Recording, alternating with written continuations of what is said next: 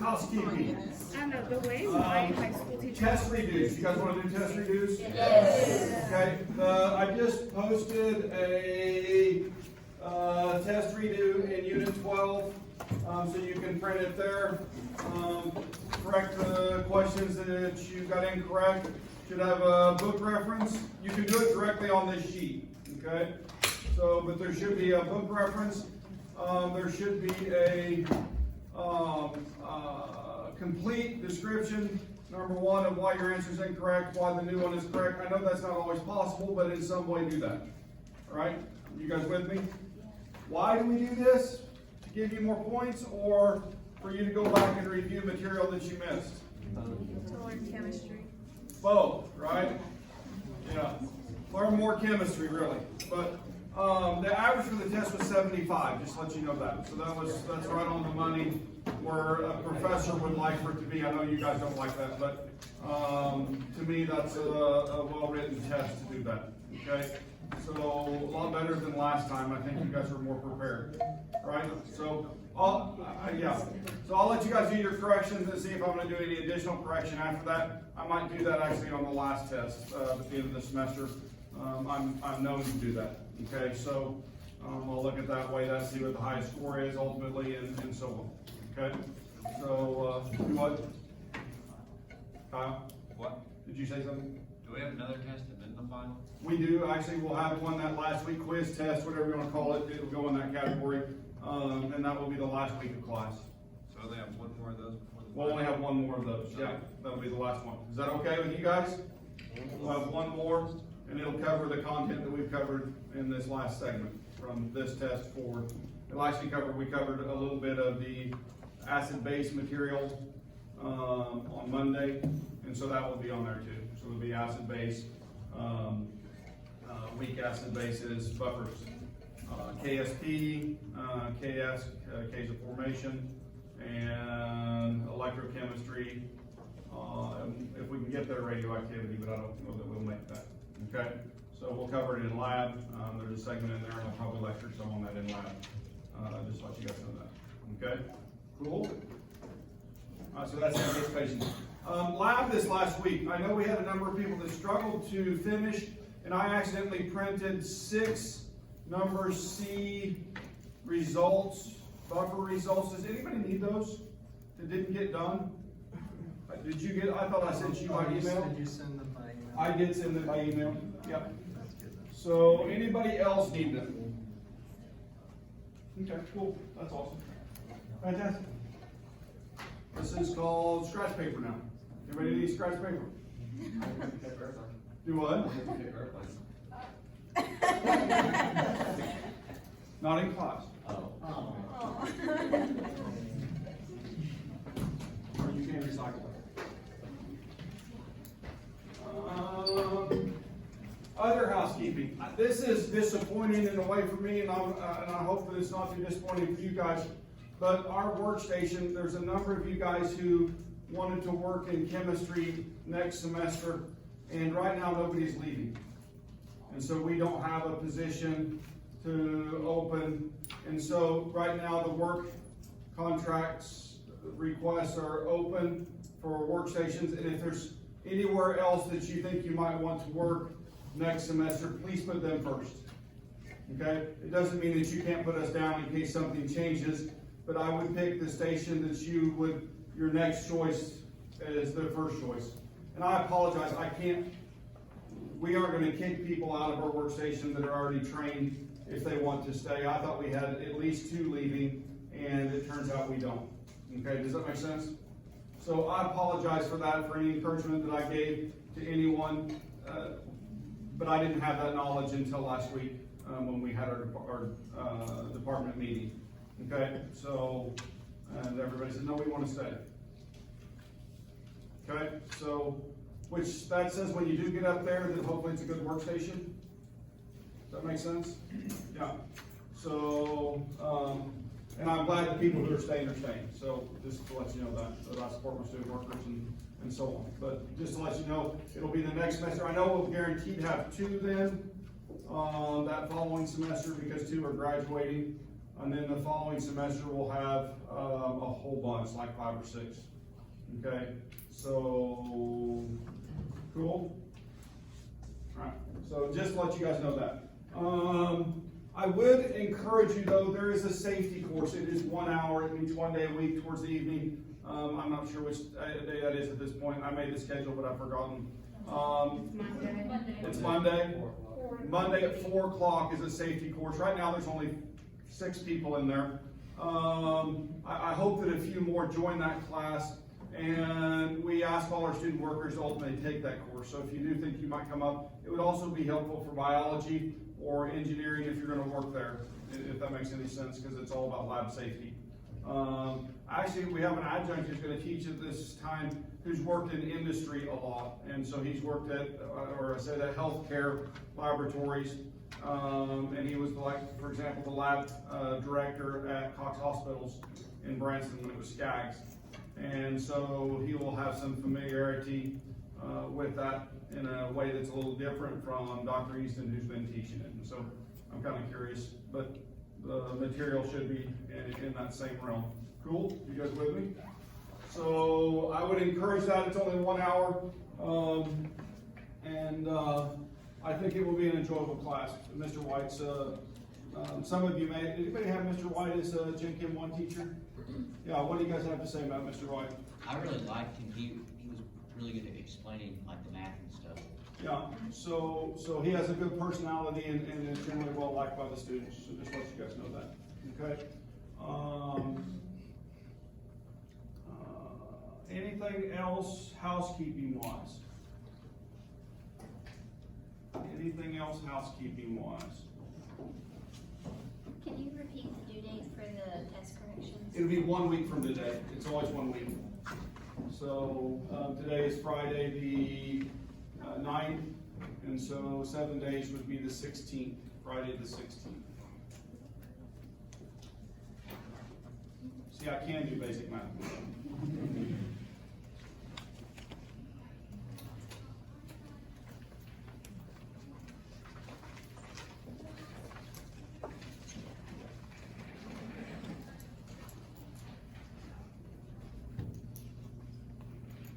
Guys, we have 3 weeks of class and a week of finals, and this is over, so crunch time is here.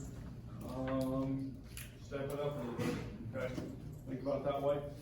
To lift you up today from 12:05, I think, to 12:35, right out in front of Lake Honor today, there's gonna be a worship service, a little bit of singing, so I'm gonna try to go. You guys, hope to see you there, right? Yeah. Which one's the acidic proton? The one in the red, yeah. Why are those others not acidic? Because they're black. They're not attached to an oxygen. So the electron withdrawing of carbon is different than that of the 2 oxygens on the carbon, right? And so the electronegativity of the hydrogen and the oxygen are much more similar, and so the carbon isn't taking those electrons away. So that bond is much harder to stabilize in an aqueous system, and we can't do that, right? In fact, when I get long carbon chains, what happens to the polarity of that? If I have a long carbon chain, is it more polar or less polar? It's non-polar, yeah. So less polar, non-polar, the longer that chain gets, right? And so that describes a lot of things in chemistry. So anyway, note that looking up here, this bond actually can resonate back and forth.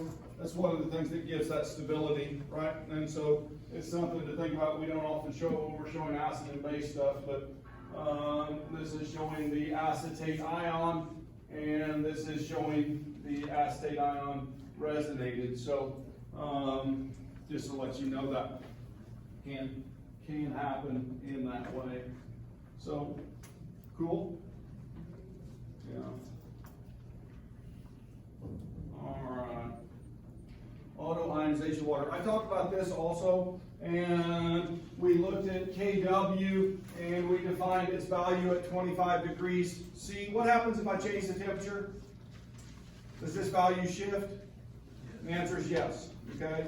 So be aware that we're talking about one case circumstance when we're doing all of our math in here, and we're holding that temperature to 25 degrees in one atmosphere. And so then Kw is equal to the concentration of the acid times the base, and the pH then is defined as the negative log of the H plus. And so if I solve for that in a neutral system, then the pH is what? 7. What's the concentration of the H plus? How do I find the concentration if I have pH equals 7, right? What is the concentration of H plus? How do I do an inverse log?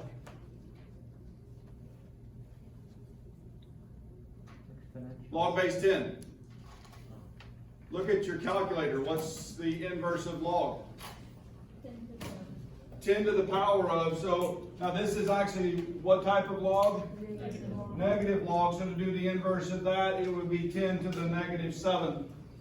Okay, you guys with me? And so 1 times 10 to the negative 7 molar would equal my concentration. Okay? And well, that's molar H plus. Cool. Now, if in the same situation, these are real questions I'm asking you, we're going to do some examples like this on the board, but what is the OH minus concentration right now? It's 10 to the minus 7 too, isn't it, right? And, or we could say the POH is equal to 7, right? Because we remember that the PKW equals the pH plus the POH, right? And PKW, the negative log of 10 to the minus 14 is equal to what? The negative log of 10 to the minus 14. Right? And so this is saying 14 is equal to the pH plus the POH. And so in this situation, then if the pH is 7, and we make that an X, then 14 minus 7 equals 7. You guys with me? Okay. I'm teaching this because we're going to use this manipulation to find concentrations when we start doing equilibrium questions, right? It's going to give you the pH, and then the question is going to expect you to find the concentrations of H plus and OH minus and so on to answer the questions. So you have to be able to make that conversion, okay? Yeah? You said that value changes as the temperature changes? The value does change as temperature changes. So there could be questions in the world that would ask you at different conditions than 25 degrees C, and maybe it might be to calculate the equilibrium concentration at these new conditions, right?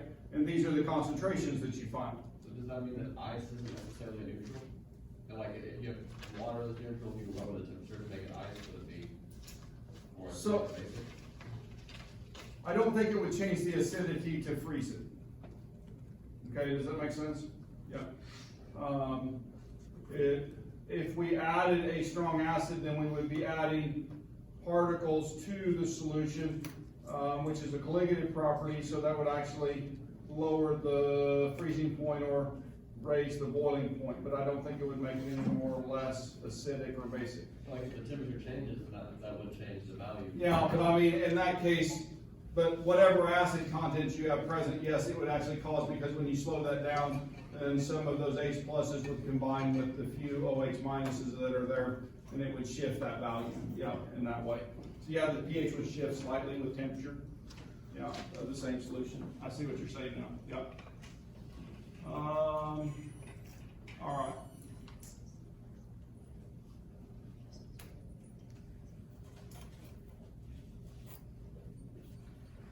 Did I do this? I did, so I went through that. I was trying to decide where I had stopped. And that means I did this slide, and so how about this one? All right, so what is the pH of a solution with a 0.435 molar concentration? You guys calculate that very quickly. And practice it on your calculator because you need to know how to manipulate these buttons, and on some calculators you enter the number first and then you take the log of it, right? And then if you just take the log of it, the answer is going to be negative in sign, right? But a negative times -1 times that would make it a positive value, right? You guys with me? And so I often don't put the negative sign into my calculation. I just do that mentally. You with me? So you have to decide how you're going to do that. So what's that definition for pH? The negative log. So you're going to take the negative log of 0.435. Now, prediction. Is this solution going to be acidic or basic? Acidic, pretty acidic, or not a little bit acidic? Very acidic. Okay? So very acidic, I agree with that. And so there's an anticipation. So 0.362. 0.362. What I got anyway.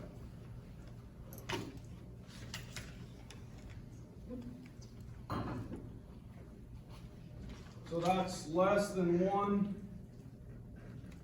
All right. Let's do a quick thing. What's the POH? What's the POH? 13.638. So the POH, remember, is equal to, I'll put it back on the board.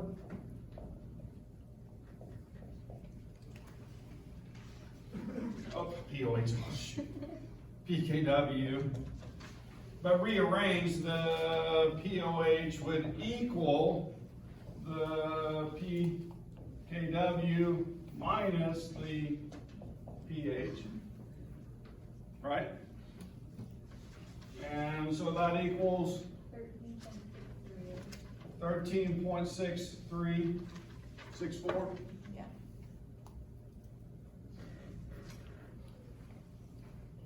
We should have dropped one more sig fig, shouldn't we?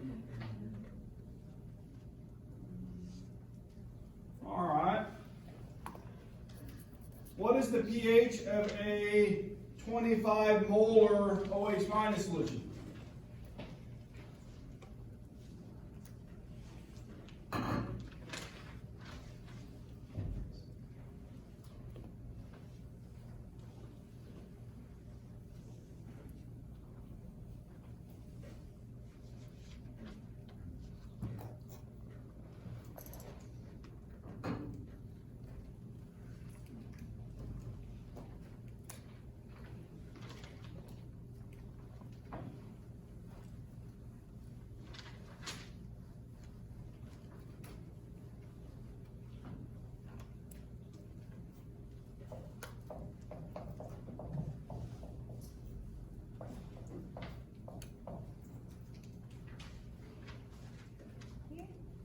Do what? Yeah, like -1.4.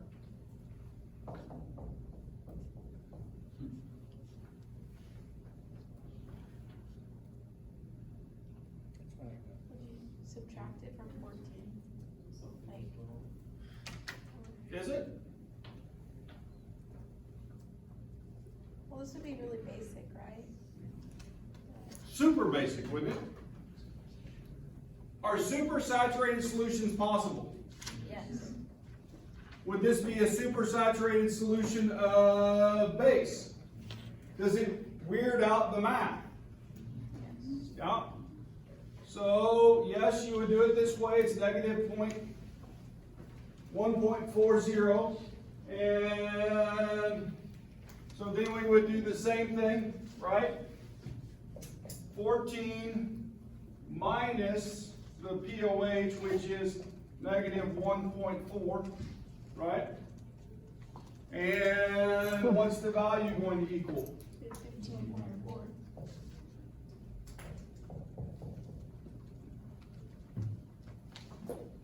Right, so we took the PKW minus the POH to equal the pH. So this is a supersaturated solution, and we can still calculate the pH of that from this same mechanism. Okay, cool? You guys with me? So that would be super basic. Now, it's easier to do this basic in something different than water. If I use ammonia, then I can get to much lower pHs than this. Okay, so yeah, something to think about. All right. Anybody know who Arnold Beckman is? Beckman analytical instruments were quite popular for a long time. That's the inventor of the pH probe on the board. So he is, in many people's mind, the father of our electronic instrumentation. So he changed the world. And yesterday, for example, we did a soil lab, and we did soil pH and conductivity and soil moisture, all with probes that, well, this was the beginning of that. And those tests versus a titration or other ways of measuring those things is wonderful. You guys realize that, right? That even from when I was a young chemist, your age, that things have truly changed in terms of the simplicity of which we do things. Right? To calibrate a pH probe today is so easy, right? And it was a multi-step process when I was doing it, and you manually adjusted dials to move indicators, okay?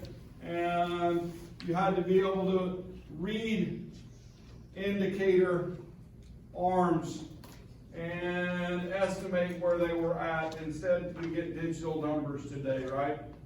Which is so wonderful. So this is a basic pH meter. So just throwing that name out there because it is so important to us in what we do today.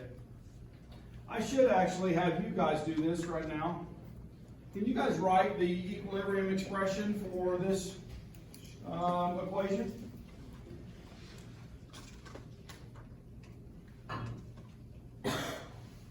The first thing I have to ask is, what type of reaction is that? Can you identify that? What is HC2H3O2? Has a name.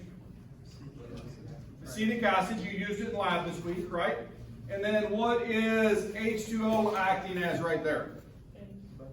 It's acting as a base, right? And how do you know that? Because if I look on the right side, what is the conjugate of it? H3, right? O plus, or what's the name of that ion? Hydronium ion. It goes from water to the hydronium ion. Which one has more protons? Hydronium, that's the acid form, isn't it? That's the one that has one to donate. So we have the conjugate base, or that base going to the conjugate acid. And then the acetic acid is on the left, going to the conjugate base, the acetate ion. You guys see that? Yeah. Could we make a buffer out of this? Yes. Right? We can make a buffer out of this. We did it this week in laboratory. All right, how you guys doing? Did you get to there? Products over reactants. And then what did you do? You took the water out because it's pure, and you ended up with this, hopefully. Or you may have just written this correctly at this point. Okay? So the Ka. Now, why did I use the A subscript there? Because this is a reaction which we're showing a weak acid, and that's the resulting expression from that. Okay? Now, can I find pH from this expression? What do I want to isolate? The concentration of hydronium, or the H+, right? So, cool, you guys with me? All right, so mathematically, I think that everybody in here can do that. How about this one? Can you write the equilibrium expression for it?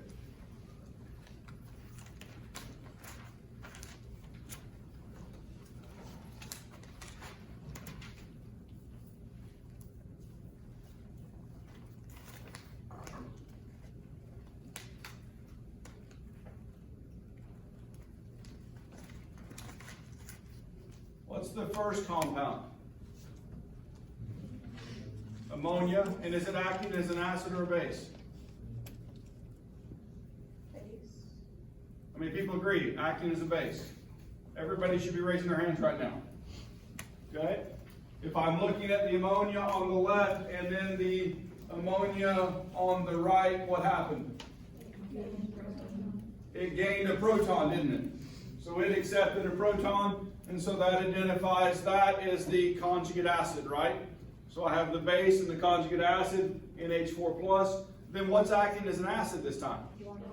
Water. And so water's acting as an acid, and it's giving its proton to the ammonia molecule to make the ammonium ion. Cool? You guys with me? So your equilibrium expressions hopefully are done, and it should look like this bottom one, Kb equals that relationship. Now, if I want to, that's the next slide, I guess.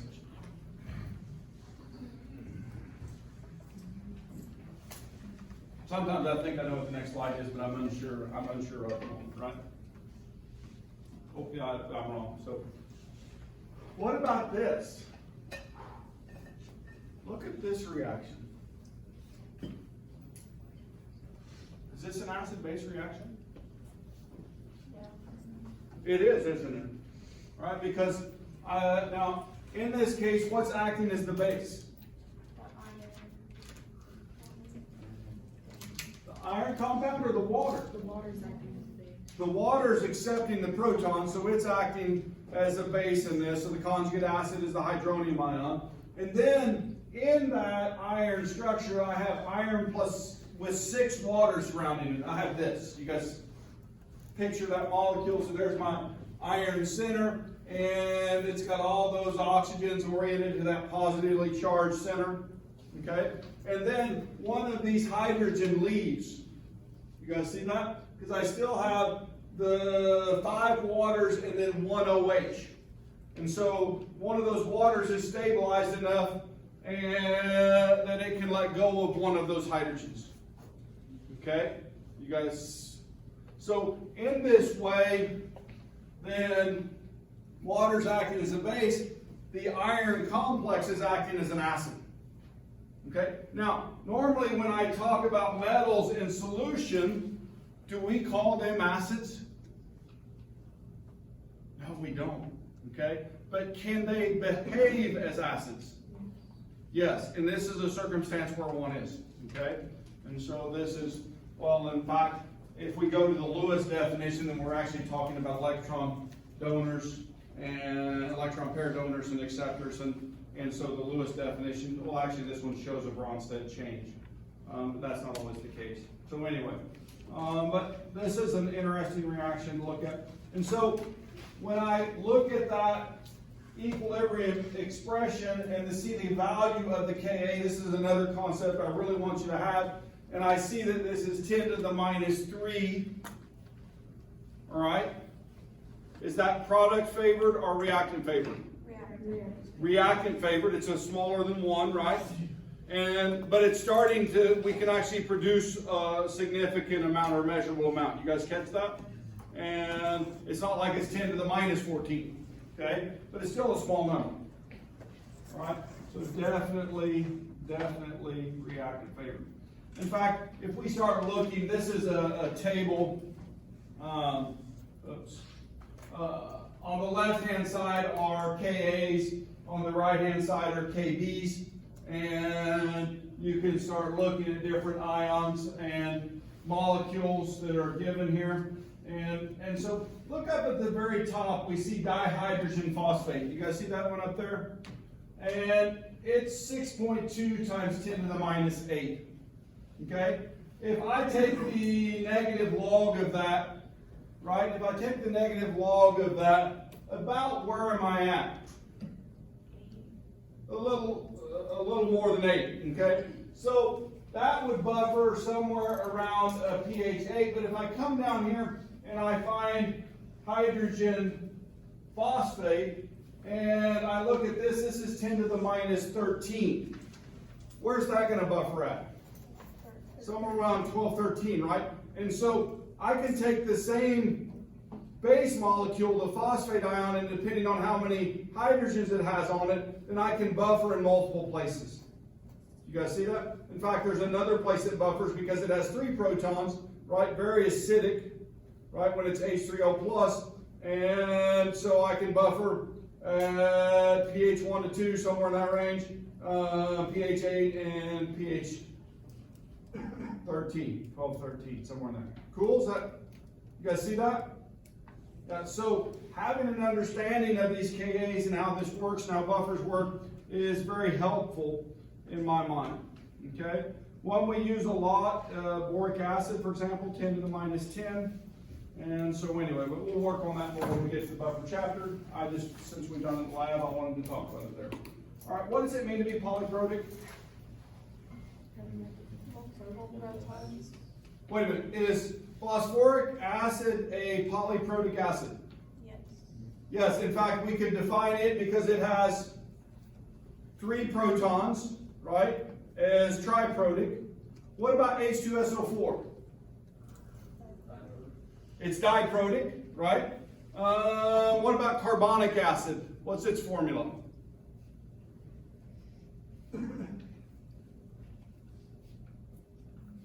H2CO3, diprotic. Those mostly are weak acids, right? Now there's argument that first proton on sulfuric acid is pretty strong. Okay, you guys with me? But the second one is weak. Okay? All right. So the first hydrogen on a polyprotic acid is the strongest. Okay? It's the strongest acid. When I was talking about the phosphoric acid, and it has a minus, can't remember what it is. Minus 2, about that, 10 to the minus 2 power, right? 10 to the minus 8 power, 10 to the minus 12 for the third one. First one strongest, second one moderate, third one weakest. You guys catching the pattern there? All right?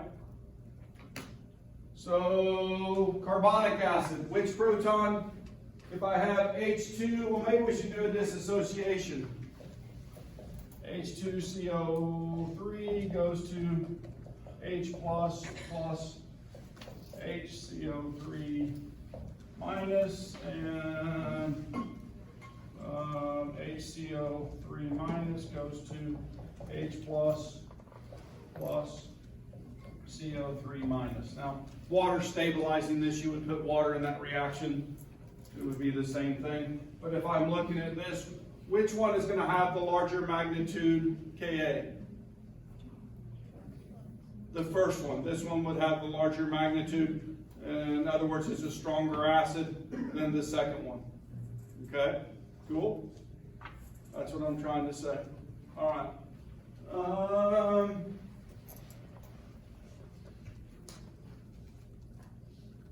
So here's a list of polyprotic acids. I was giving those to you. H2S, H3PO4, H2PO4 minus, H2CO3, and it's just showing those with the conjugate base forms. Questions on that? Oh. All right. A math problem. We're going to kind of do a more complex than just calculate the pH. All right, in this question, it says a saturated aqueous solution of caproic acid contains 11 grams per liter of the caproic acid and has a pH of 2.94, and it's asking for you to calculate the Ka. So that means that, well, we need the formula for caproic acid.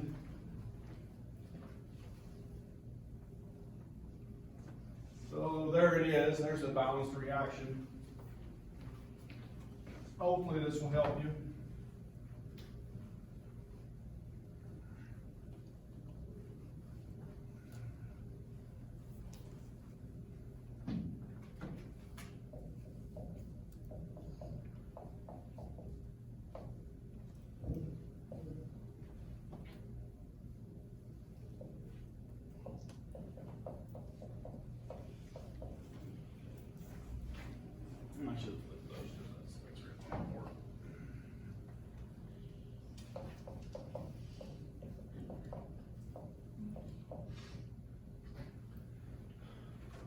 you notice I used an abbreviation on the board, okay? Is that acceptable? Yeah, I get lost in those complex 6 and 11s and stuff like that. I'll use it when I calculate the molecular weight, but it's nicer to do it that way. Now, it's actually given us some information, and I'm going to kind of do a ice diagram in a way, right, to do this, because it should help organize my thoughts, okay? And so it gives you an initial concentration of 11 grams per liter, but we don't need it in grams per liter. What do we need it in? We need it in molarity, right? Well, in fact, wait a minute. Let's go over here and let's write the expression for the Ka, and then we'll know what we need. That's probably what we should do first. So the Ka equals what?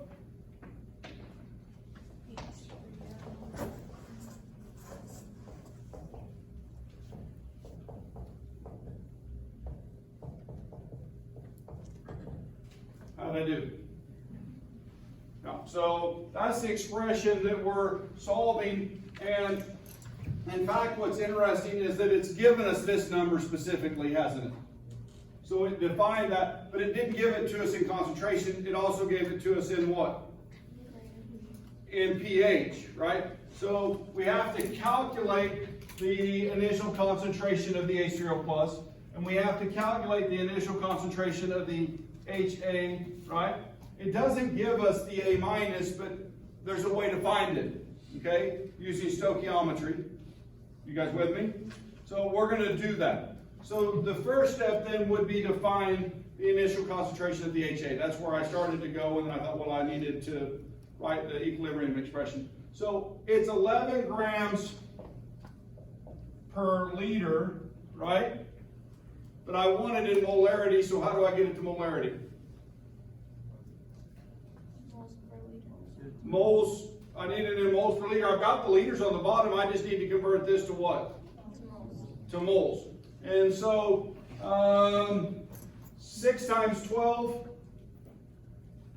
6 times 12, 72 plus 12, 84. plus 32. 116. What's 16?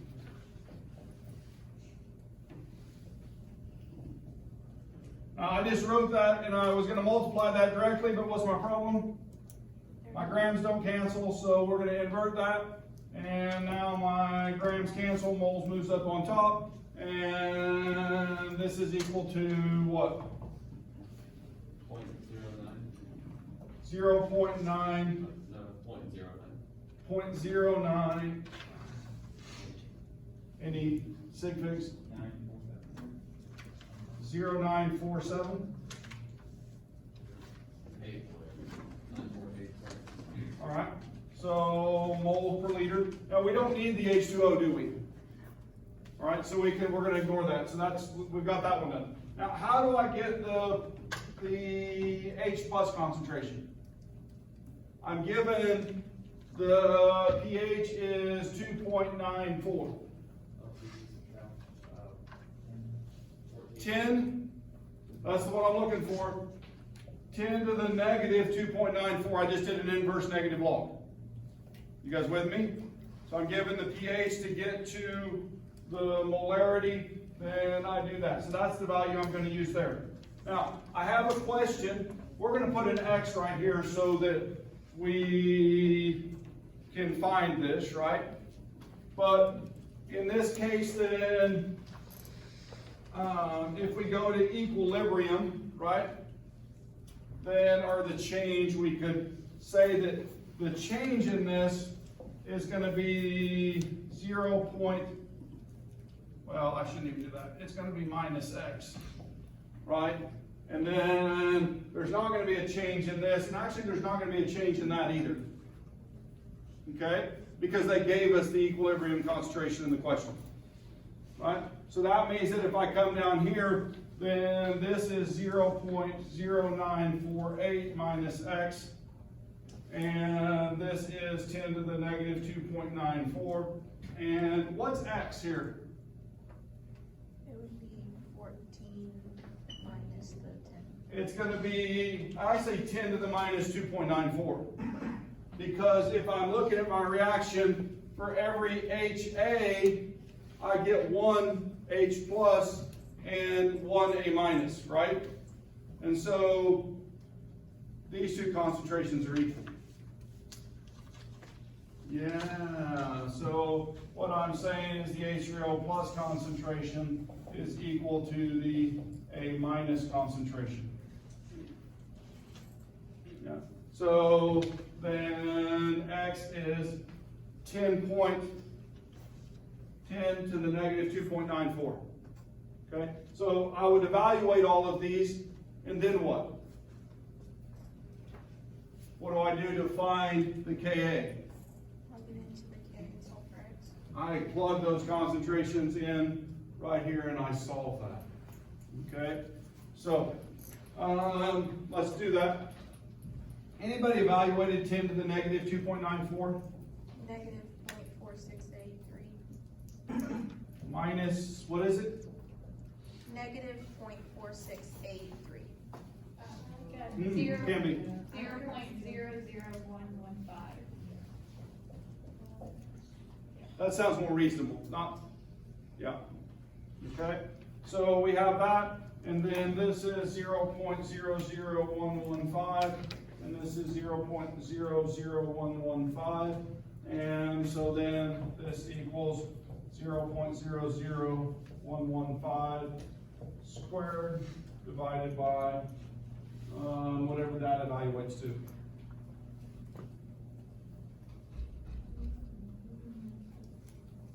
Zero point zero 96 9365. Okay, missed that 3. And anybody got that? 1.408. 6. I thought that would be a much smaller number than that. Oh, the times 10 to the negative 5. Oh, that.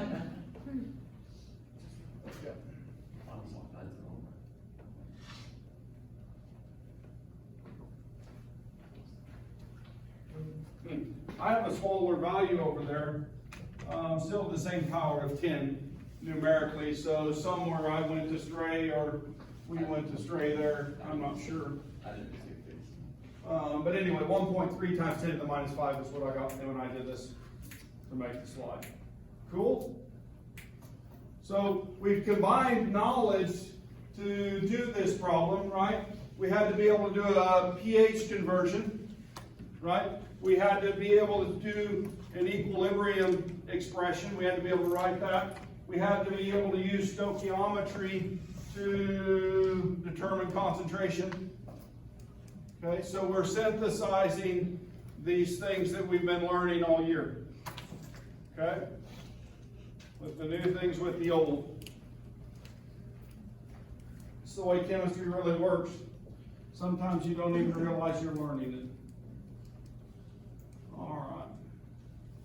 Any questions on that problem before I go on? Got just a few more minutes. And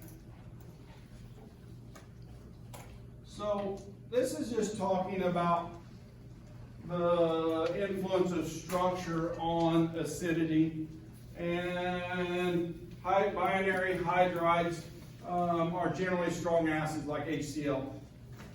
Okay? And so then when we start looking at bond strengths, weaker the bond, the stronger the acid.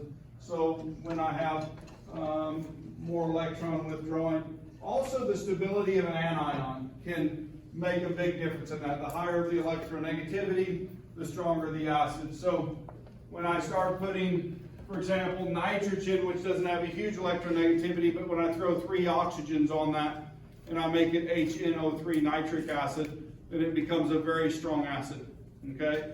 Because of that electron withdrawing on the nitrogen. You guys with me?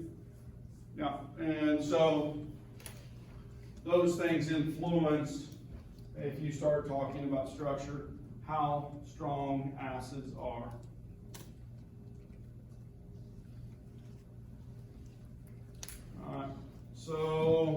oxyacids, that's what I was just talking about, hydrogen, oxygen. One other element, the higher the electronegativity of E, the stronger the acid, because it weakens that bond between the oxygen and the hydrogen. So, conjugates, all right? The conjugate base of a strong acid has no effect on the pH of the solution. So, if I'm talking about HCl, all right, plus H2O, all right, what do we get?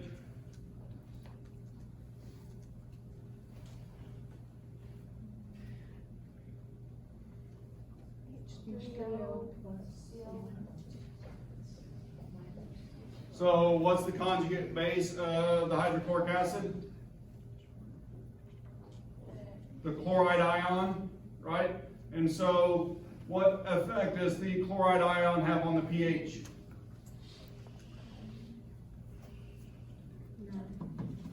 None, all right? Now, in other words, what I'm saying is if I go to the shelf and I get sodium chloride and I put it into water, what happens to the pH? Nothing, all right? You could also say the same thing if I did the exact same thing with NaOH. All right, if I did the same thing with